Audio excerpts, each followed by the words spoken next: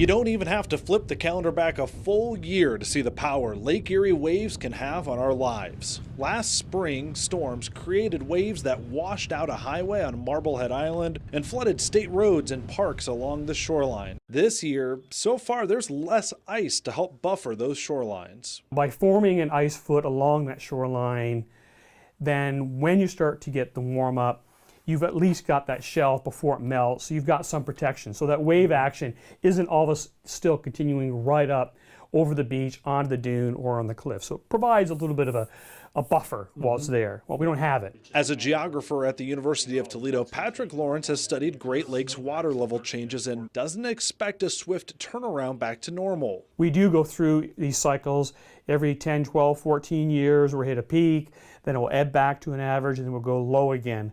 Those occur, and so it's just part of the way that the system long-term is responding to those long-term variabilities in temperature, evaporation, and precipitation. All winter long, lake ice has been near historic lows. The high lake levels don't impact how ice develops, but our lack of cold weather certainly does. We went to NOAA's Great Lakes Experimental Research Lab in Ann Arbor to talk with lead ice scientists about this unusual winter. Many of those scientists highlighted just because the lake has been slow to grow ice so far, that doesn't mean this year is a total bust.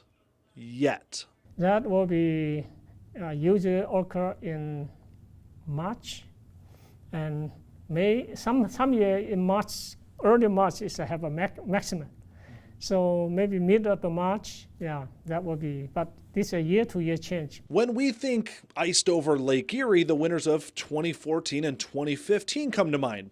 Ice was at an all-time record high during those brutal winters. But cold months like those have become more of a rarity. Long-term trends point to less Lake Erie ice. Yes, we've seen the long-term decrease or trend in Lake Erie and other lake.